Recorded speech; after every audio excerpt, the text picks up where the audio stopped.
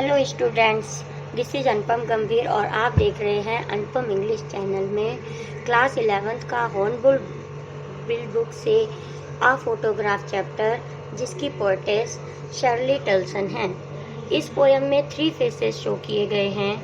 First face में the poetess mother childhood was 12 years old and went to the beach with her cousin. And second phase में the poetess mother shows photograph to the poet and laughter. And the third phase is when the poetess mother died and she felt sorry for that after 12 years. Now we see explanation line by line. The cardboard shows me how it was when the 2 girl cousins went paddling, each one holding one of my mother's hand. इन लाइनों में एक photograph show किया जा रहा है जो कि cardboard पर चिपकाया गया है, जिसमें पोएटेस की मदर, तीनों में बड़ी गर्ल हैं, 3 गर्ल्स शो की गई हैं, जिसमें से तीनों में से बड़ी गर्ल पोएटेस की मदर हैं, जिनकी 2 कज़न भी हैं। और ईच वन ऑफ देम, दोनों ने एक एक हाथ पोएटेस की मदर का पकड़ रखा है। And she the big girl, और बड़ी गर्ल कौन सी हैं? जो पोएटेस की मदर हैं और वो तीनों के बीच में हैं। सम 12 years और सो, जो बिग गर्ल है वो उस समय 12 years की हैं जिस समय फोटो शूट की गई है। All 3 stood still to smile through their hair at the uncle with the camera. A sweet face my mother's, that was before I was born.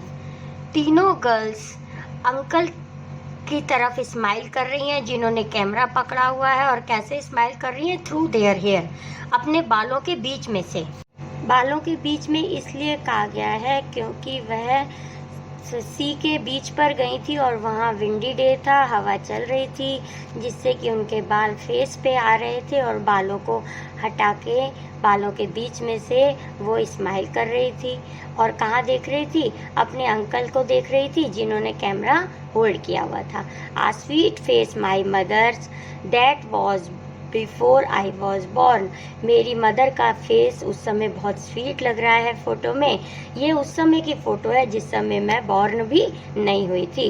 And the sea which appears to have changeless, और जो सी है वो अभी तक भी change नहीं हुआ है। Watched their terribly transient feet, लेकिन ह्यूमन बीइंग चेंजेबल बताए गए हैं। ट्रांजिएंट की मीनिंग चेंजेबल होती है, जो समय के अनुसार चेंज हो जाता है। इन लाइनों में बताया गया है कि सी वैसा ही है जैसा पहले था, कई साल पहले था, आज भी वैसा ही है। लेकिन ह्यूमन बीइंग क्या हैं? ह्यूमन बीइंग मॉर्टल हैं। और सी क्या है? इमॉर्टल है, जो अमर है, कभी भी चेंज नहीं हुआ है। Now explanation of second paragraph. Some 20-30 years later, she did laugh at the snapshot. कुछ 20-30 साल बाद, यानी कि जब ये फ़ोटो पोएटेस की मदर पोएटेस को शो कर रही थी और वो बता रही थी कि See Betty and Dolly, she did say, and look how they dressed us for the beach. कि बेटी और डॉली, जो उनकी कज़न है, दोनों ने उनका एक एक हाथ पकड़ा हुआ है। उनको देखो, उन्होंने कैसे तैयार किया गया है। दे ने तैयार, मतलब दे कौन आया यहाँ? उनके पेरेंट्स के लिए, पोएट की मदर के पेरेंट्स के लिए यहाँ दे का यूज किया गया है। वो कह रही हैं कि हमारे पेरेंट्स ने हमें बीच पे हॉलीडे के लिए जाने के लिए कैसे तैयार किया है। The sea holiday was her past and mine is her laughter. जो सी हॉलीडे था वो मेरी मदर का पास्ट था और मेरा पास्ट क्या है? यहाँ मेरा पास्ट मेरी मदर की हंसी है। यह दोनों लाइनें बहुत ही इम्पोर्टेंट है फॉर द एग्जाम।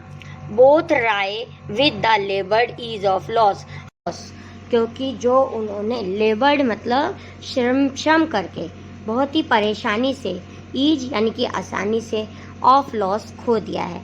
तो उन दोनों ने खो दिया है। क्या खो दिया है? जो कि उन्होंने बहुत ही परेशानी से प्राप्त किया था। अर्थात उनकी जो मदर हैं, पोएटेस की मदर ने अपनी हंसी खो दी है, लाफ्टर खो दिया है, और पोएटेस हैं जो उन्होंने अपनी मदर को खो दिया है, जो इस समय जीवित नहीं है, अर्थात उनकी डेथ हो चुकी है। अब थर्ड पैराग्राफ का एक्सप्लेनेशन देखते हैं। This is the last paragraph of the poem. Now she has been dead nearly as many years as that girl lived. यहाँ पे पोएटेस कह रही हैं कि मेरी मदर की डेथ हो चुकी है, उतने ही साल मेरी मदर की डेथ को हो चुके हैं जितने साल इस फोटोग्राफ में उस गर्ल को यानी कि उनकी मदर को दिखाया गया है। तो उस गर्ल में जितनी एज थी, कितनी एज थी, 12 इयर्स की उसकी मदर की एज थी जिस समय उनकी फ़ोटोग्राफ शूट की गई थी, और उतने ही साल अब उनकी मदर की डेथ को हो चुके हैं। And of these circumstances there is nothing to say at all. It's silence. अब इस circumstances की मीनिंग होती है बच्चों परिस्थितियाँ। अब इस परिस्थितियाँ या उस घटना के बारे में कुछ भी कहना अधिक नहीं है, अर्थात अब सब कुछ खत्म हो चुका है। यहाँ पे पोएम एंड होती है। अब इस पोएम की वर्ड मीनिंग देखते हैं। फर्स्ट वर्ड है पैडलिंग। पैडलिंग की meaning to walk in water that is not very deep. Second meaning is to move a small boat through water. इस चैप्टर में इसकी मीनिंग फर्स्ट है to walk in water that is not very deep, उस पानी में चलना जो कि अधिक गहरा ना हो। Second is stand still, no movement. Third terribly, very badly, बहुत ख़राब स्थिति में। ट्रांजिएंट, टेम्परेरी या staying for a short period of time. Next word is snapshot, a photograph taken quickly.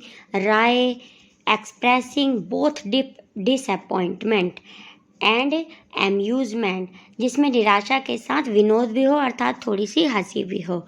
Labelled, done with difficulty not natural, जो कि परेशानी के साथ, परिश्रम के साथ प्राप्त किया हो। Is a lack of difficulty, circumstances, situation या इवेंट्स, परिस्थितियाँ। Next last is silence, no noise at all, यानी कि खामोशी ही खामोशी हो जाना। स्टूडेंट्स, अब इस पोएम में यूज़ हुई पोइटिक डिवाइसेस को देखते हैं। इसमें 4 पोइटिक डिवाइसेस यूज़ हुई हैं जो आपके सामने शो हैं। फर्स्ट है alliteration, second enjambment, third epithet and last is oxymoron. First alliteration की मीनिंग होती है type of consonant repeated with 2 words together, ऐसे 2 कंसोनेंट जो एक ही साथ 2 वर्ड्स में यूज किए गए हों। जैसे फर्स्ट पैराग्राफ में आप देखिए माई मदर, माँ साउंड एक साथ आया है। Next stood still, through there, my mother's, terribly, transient.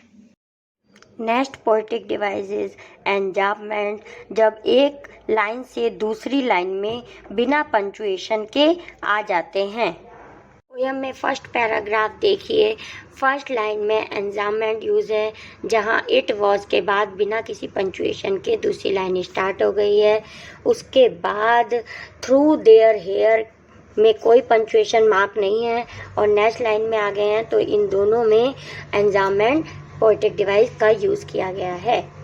Second paragraph तो पूरा ही एंजाममेंट है, किसी लाइन में कोई पंचुएशन मार्क नहीं है। एंड थर्ड पैराग्राफ में फर्स्ट और सेकंड लाइन में एंजाममेंट पोइटिक डिवाइस का यूज किया गया है। Next poetic device epithet.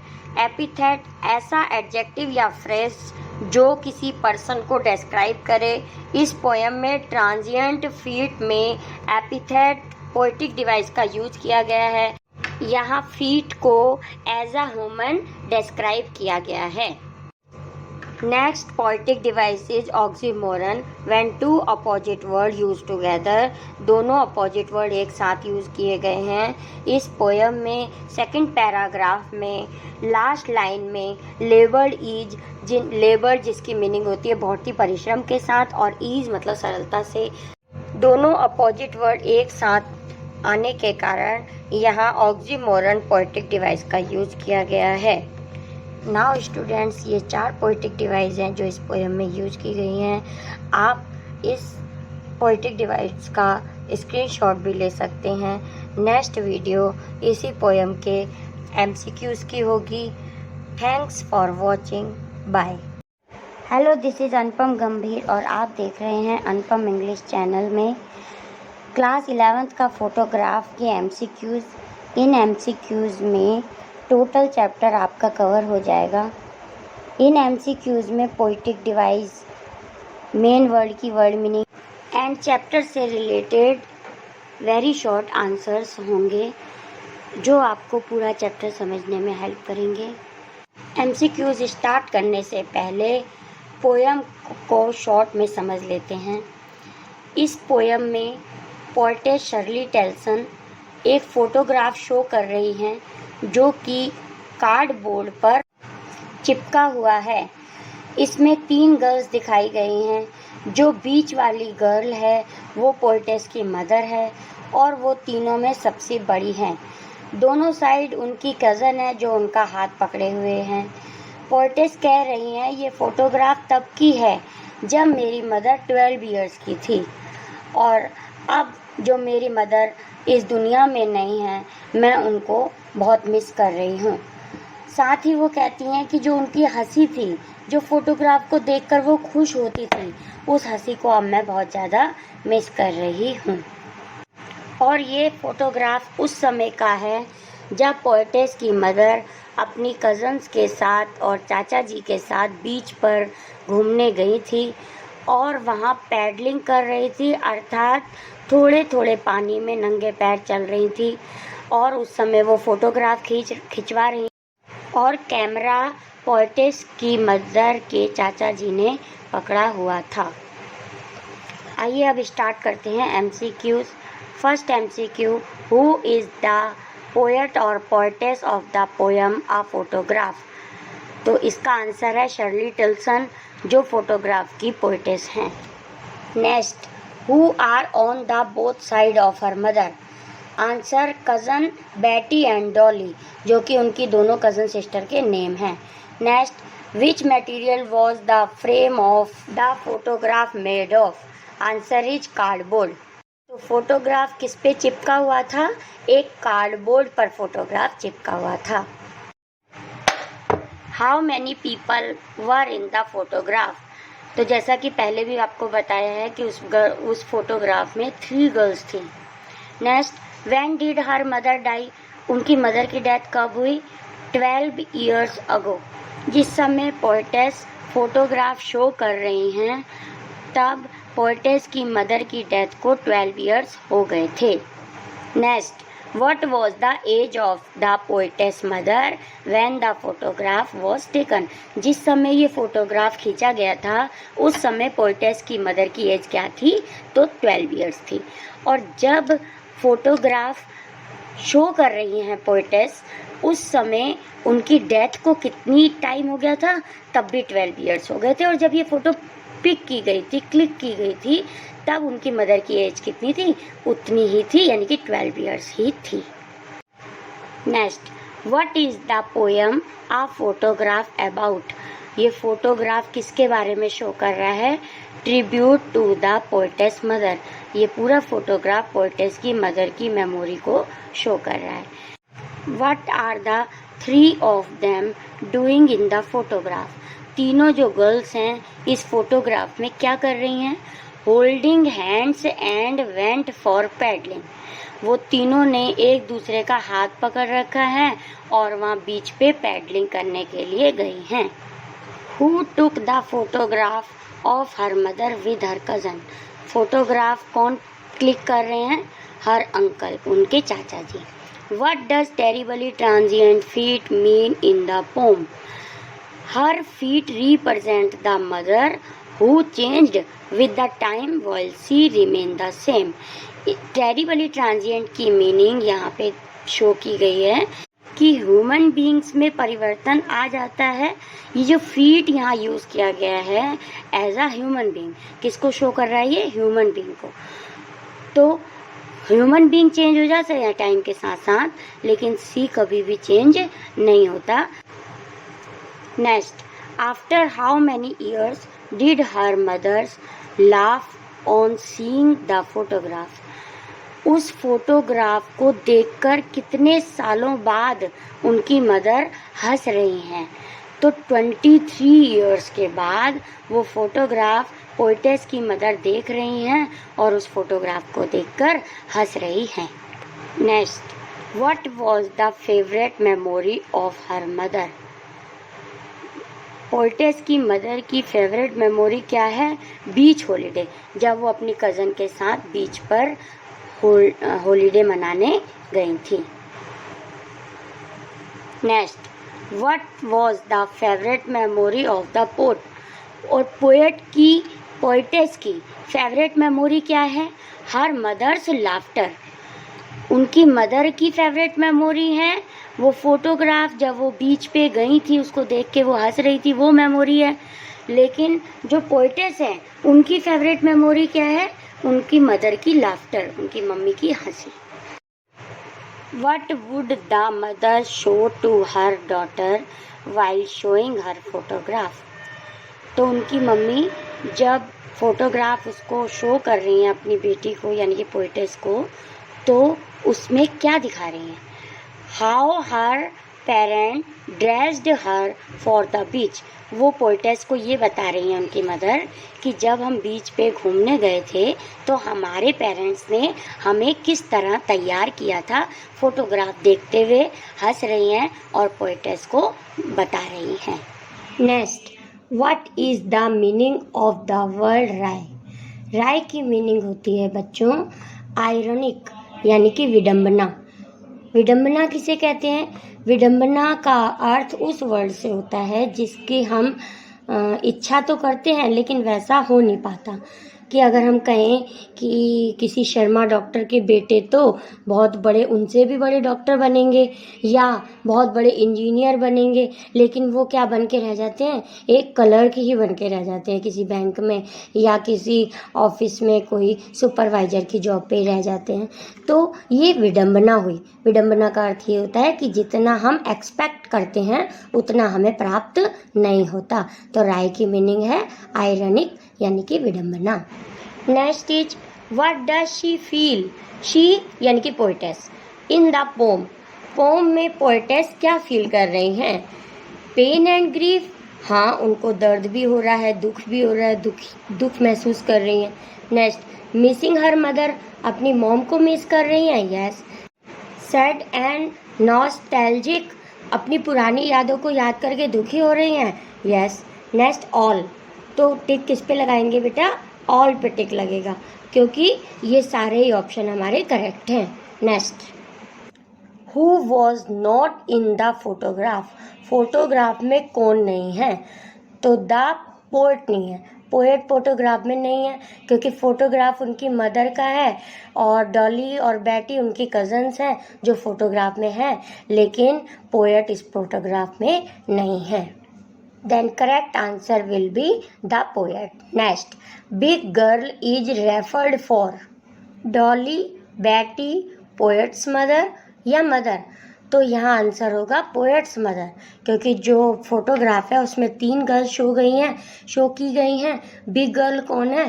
Poetess की मदर है। तो यहाँ poetess mother answer is correct. Next, the word paddling means to walk in water that is not very deep. थोड़े थोड़े पानी में नंगे पैर चलने को पैडलिंग कहते हैं। यहाँ जो मीनिंग है पैडलिंग की वो ये है, लेकिन एक पैडलिंग की मीनिंग और भी होती है बच्चों कि जो हम पैडल बोटिंग चेक करते हैं, पैडल से बोट चलाते हैं, उसे भी पैडलिंग कहते हैं। बट यहाँ meaning to walk in water that is not very deep. Next, who are on the both side of the mother. Mother के दोनों साइड कौन थी? उनकी कजन थी। Betty and Dolly is the correct answer. Next, the uncle was holding a. Uncle ने क्या पकड़ रखा था? Camera is the correct answer. What is the meaning of the word momentary. Momentary की मीनिंग ट्रांजिएंट है अर्थात विडंबना। What had not changed over the years in the poem A Photograph। क्या चीज़ चेंज नहीं हुआ है? तो बच्चों सी चेंज नहीं हुआ है। ह्यूमन बीइंग तो चेंज हो जाते हैं एज द टाइम पासेड, बस सी चेंज नहीं हुआ है। तो the C is the correct answer. Next, what are the three of them doing in the photograph? तो क्या कर रही हैं फोटोग्राफ में? Holding hands smiling through their hair, अपने बालों के बीच में से हंस रही हैं, अर्थात वो विंडी डे होगा और हवा के कारण उनके बाल फेस पे आ रहे थे, फोटो वो खिंचवा रही थी और बालों के बीच में से हंस रही थी, स्माइल दे रही थी। किसकी तरफ देख रही थी? अपने अंकल की तरफ देख रही थी जिन्होंने कैमरा होल्ड किया हुआ था। Next, the sea was washing their dash feet, answer is mortal. Next, tick the correct spelling, transient की करेक्ट स्पेलिंग क्या होती है? TRANSIENT, ट्रांजिएंट, आयरॉनिक अर्थात विडंबना। Next is, what did the mother show to her daughter while showing her the photograph? जब poetess की mother poetess को वो फोटोग्राफ शो कर रही हैं, उस समय वो फोटोग्राफ में पोइटेस को क्या दिखा रही हैं उनकी mother? How her parents dressed her for the beach, वो अपनी बेटी को यानी कि पोइटेस को यह बता रही हैं कि उनके पेरेंट्स ने सी बीच के हॉलीडे के लिए उनको कैसे तैयार किया है। Next is, that girl lived refers to, answer is the poet's mother in photograph. Next is, what oxymoron literary device has been used in the poem? इस poem में literary device ऑक्सीमोन कहाँ यूज़ हुई है? तो ऑक्सीमोन की मीनिंग होती है जहाँ दो अपोजिट वर्ड एक साथ आ जाते हैं, वहाँ लिटरेरी डिवाइस होती है। यहाँ पे लेबर्ड ईज, लेबर्ड की मीनिंग होती है परिश्रम के साथ किया गया कार्य, और ईज मतलब सरलता से प्राप्त होना। तो दोनों क्या है? ये अपोजिट वर्ड है, और अपोजिट वर्ड होने के साथ साथ ये एक साथ यूज किए गए हैं, इसलिए यहाँ ऑक्सीमोरम लिटरेरी डिवाइस का यूज किया गया है। The correct answer is laboured ease. Next, how many phases were depicted in the poem by the poet? इस पोम में कितने फेसेस हैं? तो यहाँ 3 is the correct answer. First phase वो है जहाँ पोएटेस की मदर अपनी फ़ोटोग्राफ को देखती हैं, हंसती हैं और अपनी मेमोरी को याद करती हैं जो उनको सी बीच पे अपनी कज़न के साथ गई थी। सेकंड वो है जब पोएटेस की मदर पोएट को अपना वो फ़ोटोग्राफ शो कर रही हैं जो कि उस समय खिंचाया गया था।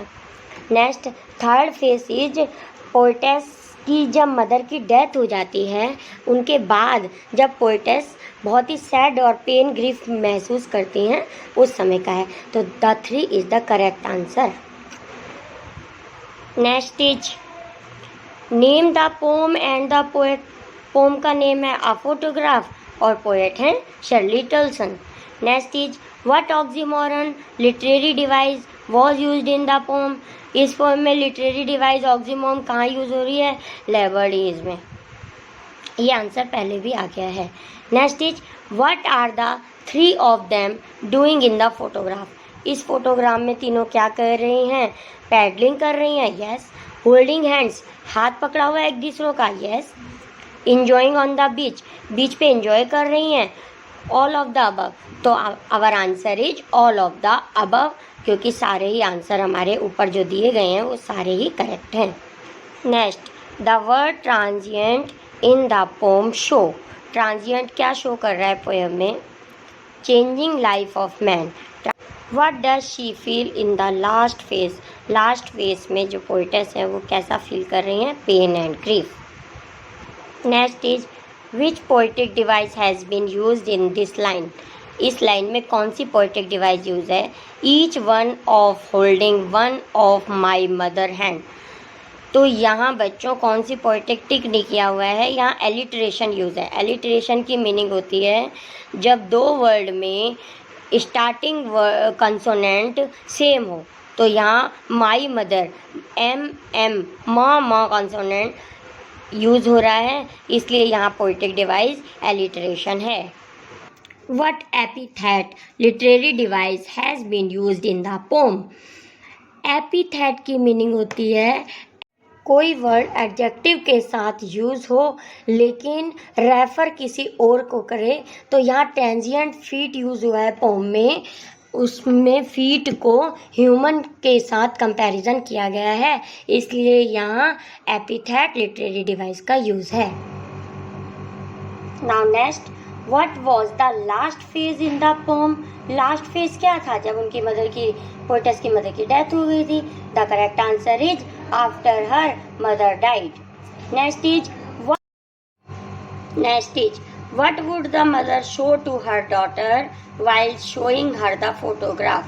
पोएटेस की मदर पोएटेस को क्या दिखा रही थी फोटोग्राफ में जब वो फोटोग्राफ पोएटेस को शो कर रही थी? तो how her parent dressed her for the beach, तो उनके पेरेंट्स ने उनको बीच पे जाने के लिए कैसे रेडी किया था। Now this is the last MCQs. What are the three of them doing in the photograph? तीनों फोटोग्राफ में क्या कर रही थी जो तीन गर्ल्स थी? तो holding hand and went for the paddling.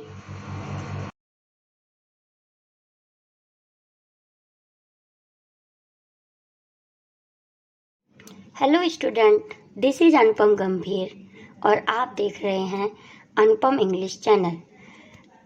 आज के इस वीडियो लेक्चर में हम क्लास 11th हॉर्नबिल बुक से फोटोग्राफ पोम के क्वेश्चन आंसर एक्सप्लेनेशन के साथ।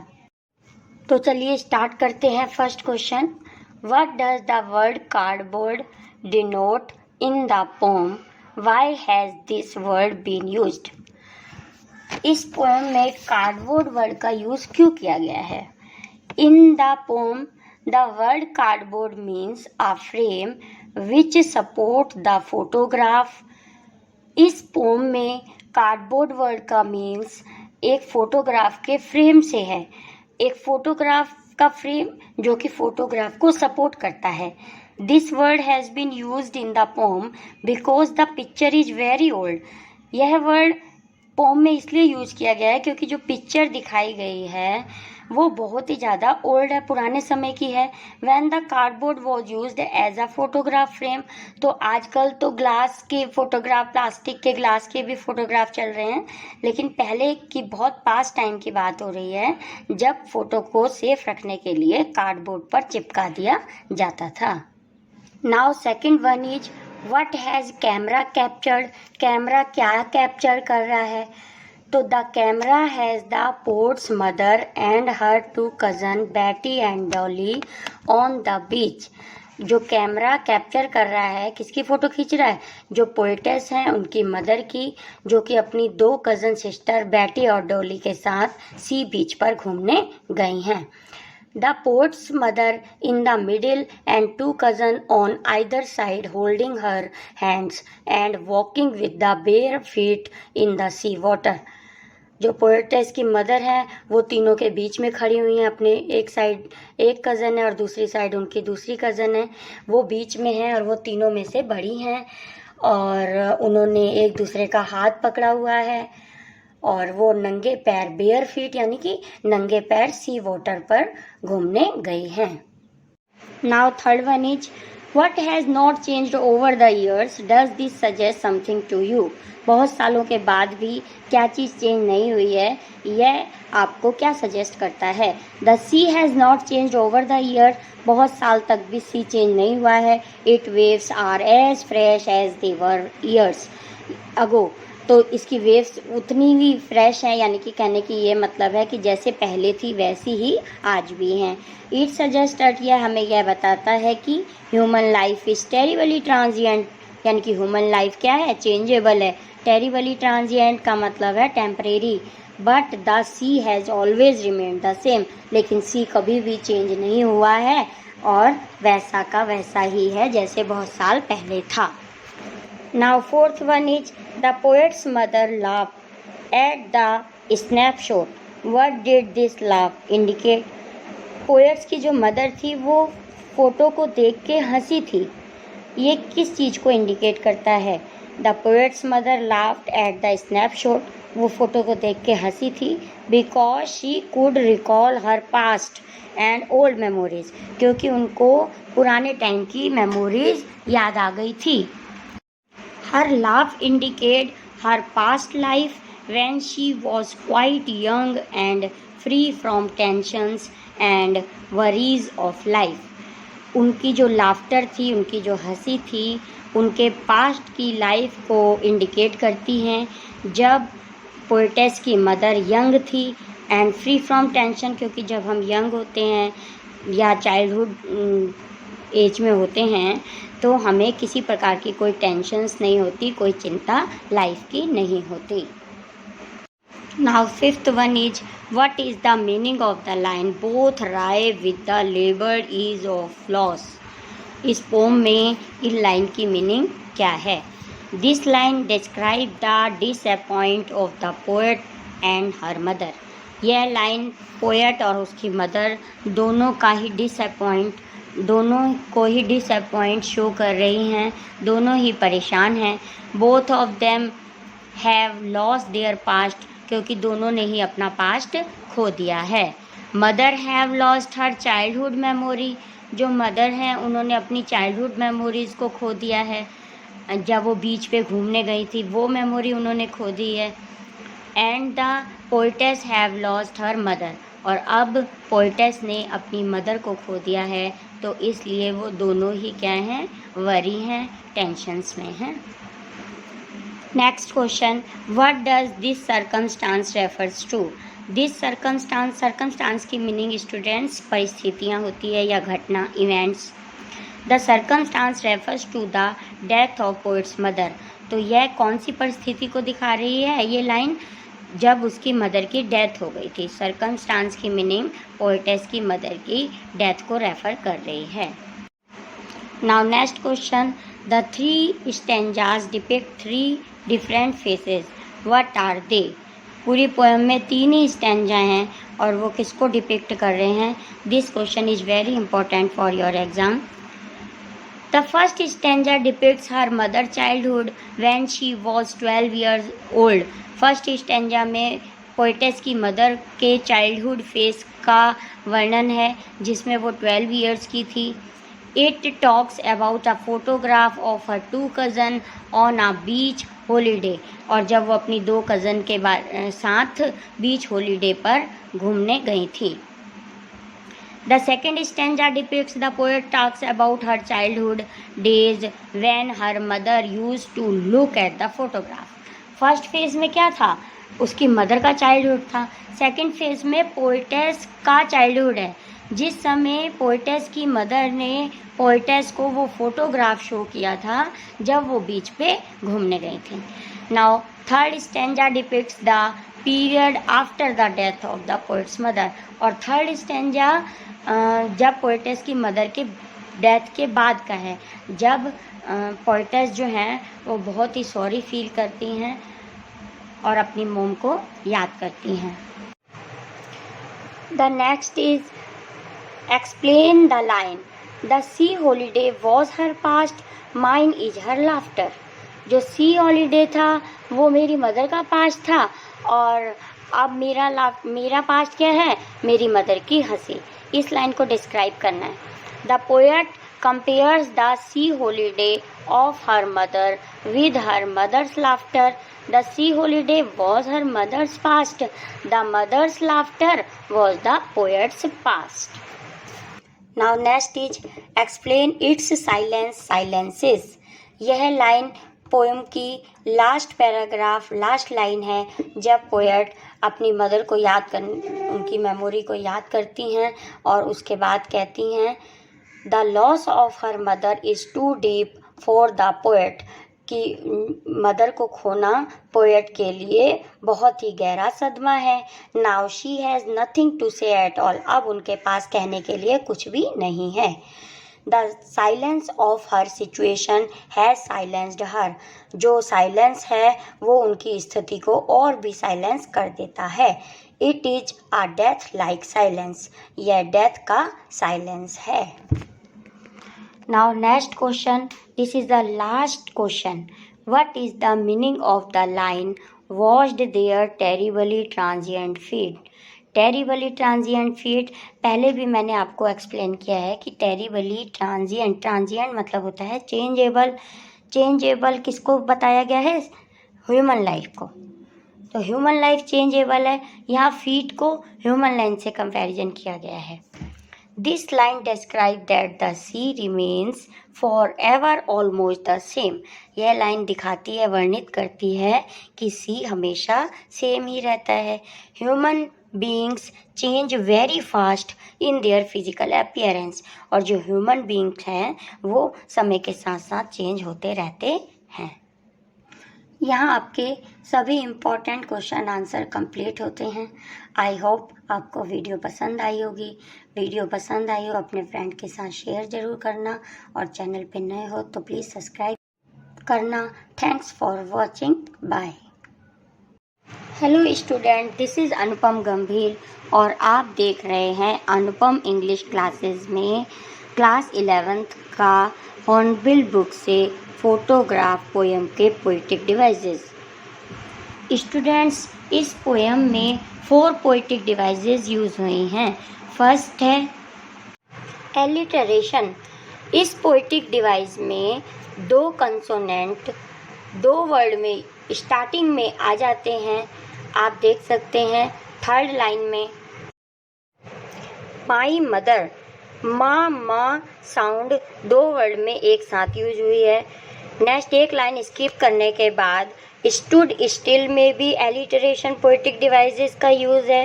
एंड सेम ही लाइन में थ्रू देयर, यहाँ भी पोइटिक डिवाइस एलिटरेशन यूज हुई है। नेक्स्ट एक लाइन और स्किप करने के बाद नेक्स्ट माई मदर्स में भी पोइटिक डिवाइस एलिटरेशन का यूज किया गया है। And the last line terribly transient, यहाँ भी पोइटिक डिवाइस एलिटरेशन का यूज है। And next poetic device students enjambment है, जो कि आपकी पूरी पोयम में ही ये पोइटिक डिवाइस यूज हुई है। इस पोइटिक डिवाइस में एक लाइन से दूसरी लाइन में बिना पंचुएशन के जब आ जाते हैं तो एन्जाम्बमेंट पोइटिक डिवाइस यूज होती है।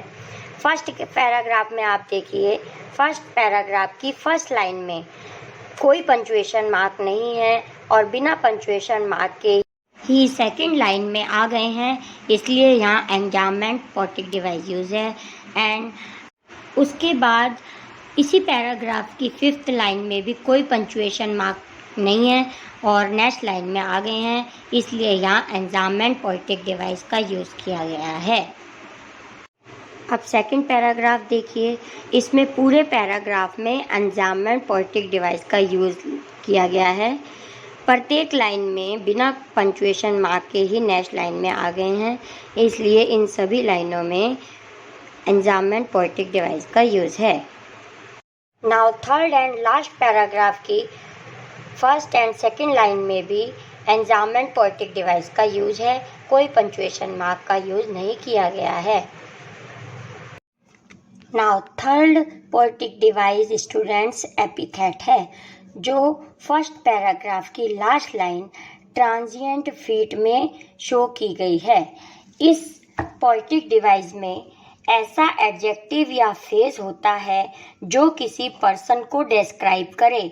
यहाँ ट्रांजिएंट फीट में फीट को ह्यूमन बीइंग के साथ कंपैरिजन किया गया है, इसलिए यहाँ एपिथेट पोइटिक डिवाइस का यूज किया गया है। अब student last poetic device oxymoron, जो कि इसी पोएम की सेकंड पैराग्राफ में यूज हुई है। इस पोइटिक डिवाइस में 2 अपोजिट वर्ड एक साथ यूज होते हैं। यहाँ सेकंड पैराग्राफ की लास्ट लाइन में लेबर्ड इज 2 अपोजिट वर्ड हैं जो एक साथ यूज किए गए हैं। लेबर्ड की मीनिंग होती है done with difficulty and ease की मीनिंग है आ लैक ऑफ डिफ़िकल्टी, यानी कि आसानी से। तो एक चीज़ परेशानी से और दूसरी आसानी से, दोनों अपोजिट वर्ड एक साथ यूज हुए हैं, इसलिए यहाँ पोइटिक डिवाइस ऑक्सीमोरन यूज है। यहाँ चारों पोइटिक डिवाइसेस कंप्लीट हुए। पोइटिक डिवाइसेस के साथ ही ये चैप्टर कंप्लीट हुआ। I hope you will get good score in your exam. Thanks for watching. Bye.